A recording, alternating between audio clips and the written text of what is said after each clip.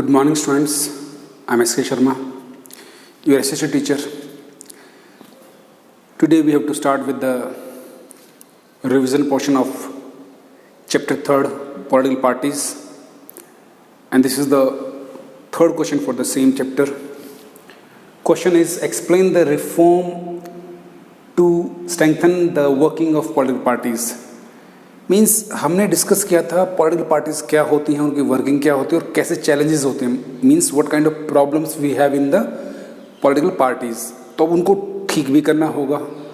How can we improve the condition of the political parties. उनके जो problem थे उनको कैसे ठीक करना है, इम्प्रूव करना है. उसके लिए इम्प्रूव करने के लिए करना पड़ेगा हमें रिफॉर्म्स. रिफॉर्म माने सुधार. तो वो सुधार क्या किए गए जिससे कि मसल पावर का यूज़ ना हो पॉलिटिकल पार्टीज़ में, मनी पावर का यूज़ ना हो, नेपोटिज्म यानी कि परिवारवाद ना आए. ये सब चीज़ें करने के लिए हमने कुछ कोशिश की हैं. ये जो रूल्स बनाए गए, डिस्कशन हम करते हैं उसके बारे में. तो फर्स्ट पॉइंट आता है एंटी डिफेक्शन लॉ, यानी कि दल बदल विरोधी कानून.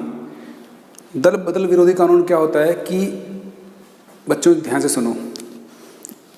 मान लीजिए कि मैं एक MLA हूँ हरियाणा में और मैं टिकट लेता हूँ इलेक्शन के लिए और इलेक्शन में मैं जीत भी जाता हूँ. लेकिन मैं जब जीतने के बाद मैं देखता हूँ, जैसे मैं कांग्रेस पार्टी में हूँ और मैं देखता हूँ कि ज़्यादा सीटें जो हैं बीजेपी को मिली हैं.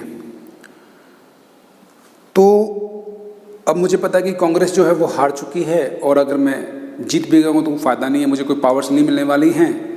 गवर्नमेंट जो बनेगी, सरकार जो बनेगी हरियाणा में, वो तो बीजेपी की बनेगी. तो पहले क्या होता था कि जो लोग ऐसी सिचुएशन में अपना पार्टी बदल लेते थे. यानी जैसे मैं हूँ, मैं देखूँगा कि भैया बीजेपी जीत गई है और कांग्रेस हारी हुई है और मैं मेंबर तो था पहले कांग्रेस का, इलेक्शन में खड़ा भी उसी तरफ से हुआ था, लेकिन जीतने के बाद मैंने देखा कंडीशन बदल गई है, बीजेपी जीत रही है और कांग्रेस हार चुकी है. हाँ, मैं जीता ज़रूर हूँ. तो मैं क्या करता था कि चुपके से बात करके बीजेपी के लीडर से और बीजेपी को ज्वाइन कर लेता था. इससे क्या होता था कि बीजेपी के जो MLAs हैं उनकी संख्या बढ़ जाती थी, वो पावरफुल और हो जाती थी. वो भी मुझे वेलकम करते थे, आइए sir, very good, please join us. और मुझे वहाँ पे कोई ना कोई पोजीशन, यानी कि कोई मिनिस्टर का पद या डिप्टी मिनिस्टर का पद ऐसे मुझे मिल जाता था.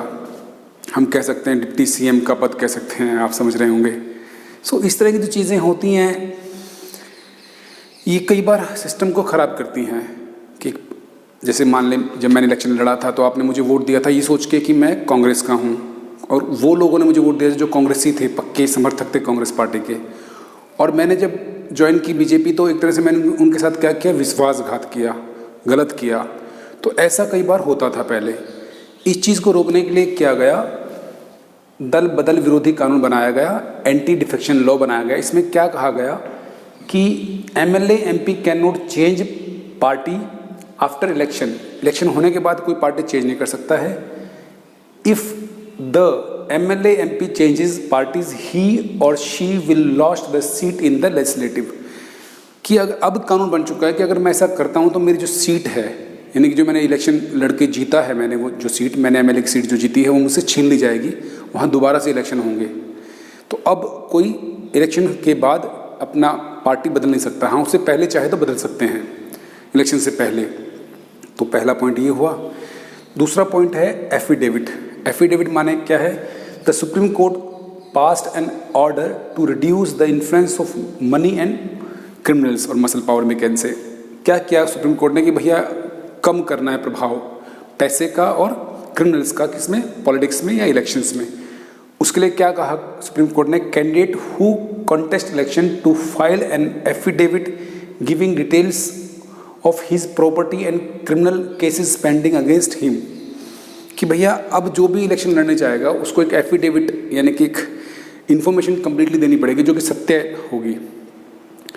उसको लिख के देगा कि मेरे पास आज इतनी प्रॉपर्टी है और मेरे पास कोई क्रिमिनल केस अगर चल रहा है तो मुझे बताना पड़ेगा, ताकि उसी बेसिस पे मुझे इलेक्शन में टिकट मिले या नहीं मिले.